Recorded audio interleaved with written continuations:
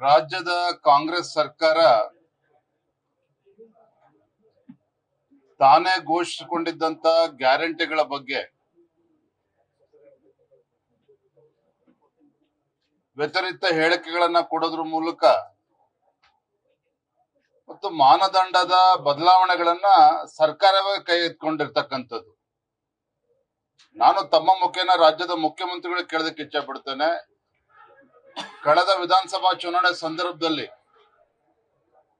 ಯಾವುದೇ ಒಂದು ಮಾನದಂಡ ಇಲ್ದೇನೆ ರಾಜ್ಯದಲ್ಲಿರ್ತಕ್ಕಂಥ ಪ್ರತಿಯೊಂದು ಮಹಿಳೆಯರಿಗೂ ಕೂಡ ನಾವು ಗೃಹಲಕ್ಷ್ಮಿ ಕೊಡ್ತೇವೆ ಅಂತ ಘೋಷಣೆ ಮಾಡಿದ್ರಿ. ಬೇರೆ ಬೇರೆ ಯೋಜನೆಗಳನ್ನ ಘೋಷಣೆ ಮಾಡಿದ್ರಿ. ಆದ್ರೆ ಈಗ ಗ್ಯಾರಂಟಿಗಳಿಗೆ ಹಣವನ್ನ ಕ್ರೋಢೀಕರಿಸೋದಕ್ಕೆ ಸಾಧ್ಯ ಆಗದೇನೆ ಒಂದು ರೀತಿಯ ಫಲಾನುಭವಿಗಳ ಮೇಲೆ ಆರೋಪಗಳನ್ನ ಮಾಡಿಕೊಂಡು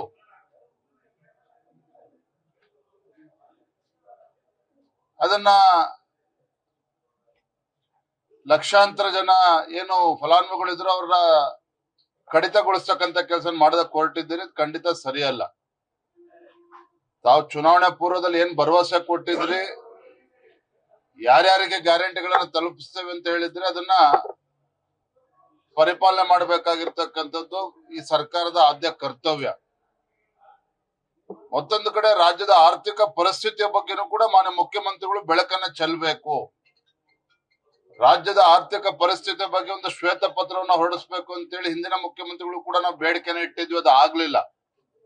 ಈಗಲಾದ್ರೂ ಕೂಡ ಹಣಕಾಸಿನ ಪರಿಸ್ಥಿತಿಯ ಬಗ್ಗೆ, ಸ್ಥಿತಿಗತಿಗಳ ಬಗ್ಗೆ ವಾಸ್ತವಿಕ ಸತ್ಯವನ್ನ ರಾಜ್ಯದ ಜನರ ಮುಂದೆ ಬಿಚ್ಚಿಡುವಂತ ಕೆಲಸ ಮಾನ್ಯ ಮುಖ್ಯಮಂತ್ರಿಗಳು, ಹಣಕಾಸು ಸಚಿವರು ಮಾಡಬೇಕು ಅಂತೇಳಿ ತಮ್ಮ ಮುಖೇನ ನಾನು ಆಗ್ರಹವನ್ನ ಪಡಿಸ್ತಾ ಇದ್ದೇನೆ. ಎಲ್ಲೋ ಒಂದ್ ಕಡೆ ಕಾಂಗ್ರೆಸ್ ಸರ್ಕಾರ ಕುಂಟು ನೆಪವನ್ನ ಹುಡುಕ್ತಾ ಇದೆ. ಅದ್ರ ಬದಲಾಗಿ ಬಹಿರಂಗ ಸತ್ಯವನ್ನ ಅವ್ರು ಒಪ್ಕೋಬೇಕಾಗ್ತದೆ. ಏನು ಗ್ಯಾರಂಟಿಗಳ ಅನುಷ್ಠಾನ ಮಾಡಿ ಹಿಮಾಚಲ ಪ್ರದೇಶದ ಕಾಂಗ್ರೆಸ್ ಸರ್ಕಾರ ಯಾವ ರೀತಿ ತೊಂದರೆಗೀಡಾಗಿದೆಯೋ, ಇವರೇ ಘೋಷಿಸಿದಂತ ಗ್ಯಾರಂಟಿ ಇಡೀ ದೇಶಕ್ಕೆ ಮಾದರಿ ಅಂತ ಏನ್ ಹೇಳದಂತ ಸಂದರ್ಭದಲ್ಲಿ ಆಂಧ್ರದಲ್ಲೂ ಕೂಡ ತೆಲಂಗಾಣದಲ್ಲೂ ಕೂಡ ಕಾಂಗ್ರೆಸ್ ಸರ್ಕಾರ, ಅಲ್ಲಿಯೂ ಕೂಡ ಇದೇ ಪರಿಸ್ಥಿತಿ ಉಂಟಾಗಿದೆ. ಸರ್ಕಾರಿ ನೌಕರಿಗೆ ಸಂಬಳವನ್ನು ಕೂಡ ಕೊಡದೇ ಇರತಕ್ಕಂತ ಪರಿಸ್ಥಿತಿ ಹಿಮಾಚಲ ಪ್ರದೇಶದಲ್ಲೂ ಇದೆ, ತೆಲಂಗಾಣದಲ್ಲೂ ಇದೆ, ನಮ್ಮ ರಾಜ್ಯದಲ್ಲೂ ಕೂಡ ಇದೇ ಪರಿಸ್ಥಿತಿಗೆ ಬಂದು ನಿಂತಿರುವಂತದ್ದು. ಹಾಗಾಗಿ ಈಗ ಒಂದೊಂದೇ ನೆಪಗಳನ್ನ ಒಡ್ಡಿ ಕತ್ರಿ ಆಗ್ತಕ್ಕಂತ ಕೆಲಸಕ್ಕೆ ರಾಜ್ಯ ಸರ್ಕಾರ ಕೈ ಹಾಕಿದೆ.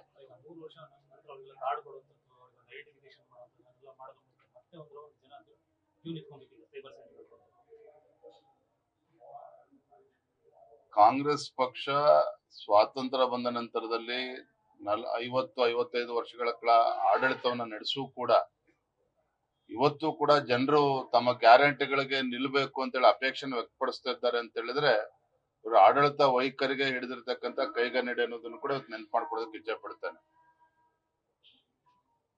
ನಿಮಗೆ ಯಾರು ಚುನಾವಣೆ ಸಂದರ್ಭದಲ್ಲಿ ಗ್ಯಾರಂಟಿಗಳು ಕೊಡಿ ಅಂತ ರಾಜ್ಯದ ಜನ ಯಾರು ಕೂಡ ನಿಮ್ ಮುಂದೆ ಕೈ ಚಾಚಿರ್ಲಿಲ್ಲ. ನೀವೇ ಘೋಷಣೆ ಮಾಡಿರ್ತಕ್ಕಂಥದ್ದು, ಕಾಂಗ್ರೆಸ್ ಪಕ್ಷನೇ ಘೋಷಣೆ ಮಾಡಿರ್ತಕ್ಕಂಥದ್ದು. ಒಂದ್ ರೀತಿ ಅಪಮಾನ ಮಾಡುವಂತ ಕೆಲಸ, ಫಲಾನುಭವಿಗಳಿಗೆ ಅಪಮಾನ ಮಾಡುವಂತ ಕೆಲಸ ಕಾಂಗ್ರೆಸ್ ಸರ್ಕಾರ ಮಾಡೋದಕ್ಕೆ ಹೊರಟಿದೆ.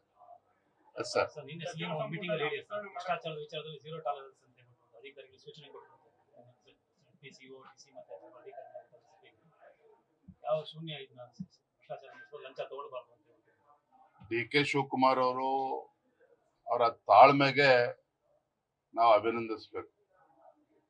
ಯಾಕೆಂತ ಹೇಳಿದ್ರೆ ಸಿದ್ದರಾಮಯ್ಯನವರು ಇವ್ರಿಗೆ ಅಧಿಕಾರ ಬಿಟ್ಕೊಡ್ತಾರೋ ಇಲ್ವೋ ಬಹಳ ದೊಡ್ಡ ಪ್ರಶ್ನೆ ಎದ್ದಿತ್ತು. ಆದ್ರೆ ಡಿ ಕೆ ಶಿವಕುಮಾರ್ ಬಹಳ ಸಮಾಧಾನ ಚಿತ್ತರಾಗಿ ಇವೆಲ್ಲವನ್ನು ಕೂಡ ಎದುರಿಸಿ ಈಗ ಅಧಿಕಾರವನ್ನ ಕಿತ್ಕೊಳ್ಳುವಂತ ಕೆಲಸ ಮಾಡೋದ್ರಲ್ಲಿ ಯಶಸ್ವಿ ಆಗಿದ್ದಾರೆ. ನಾನು ನೋಡ್ತಾ ಇದ್ದೆ ಅಧಿಕಾರಿಗಳ ಸಭೆಯಲ್ಲಿ ಭ್ರಷ್ಟಾಚಾರವನ್ನ ನಾನು ಸಹಿಸ್ಕೊಳ್ಳೋದಿಲ್ಲ.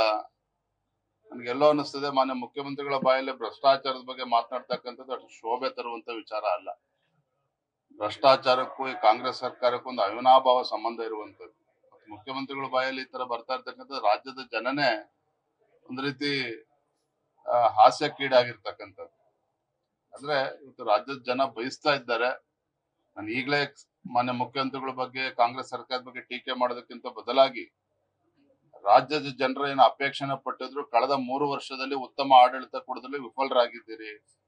ಯಾವುದೊಂದು ಅಭಿವೃದ್ಧಿ ಕರ್ನಾಟಕ ರಾಜ್ಯದಲ್ಲಿ ಆಗಿಲ್ಲ. ಎಷ್ಟು ದಿನ ನೀವು ಮುಖ್ಯಮಂತ್ರಿಗಳಾಗಿರ್ತೀರೋ ಅಷ್ಟು ದಿನಗಳ ಕಾಲ ರಾಜ್ಯಕ್ಕೆ ಒಳ್ಳೆ ಆಡಳಿತನ ಕೊಡ್ಲಿ ಅಂತೇಳಿ ರಾಜ್ಯ ಜನತೆ ಪರವಾಗಿ ಆಶಿಸ್ತೇನೆ.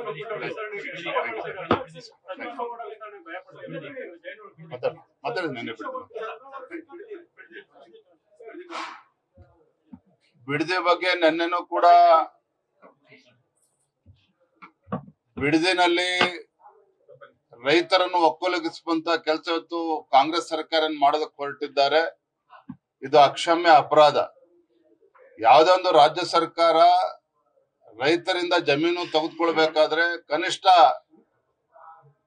60-70% ರೈತರು ಅದಕ್ಕೆ ಒಪ್ಪಿಗೆಯನ್ನ ಸೂಚಿಸಬೇಕಾಗ್ತದೆ.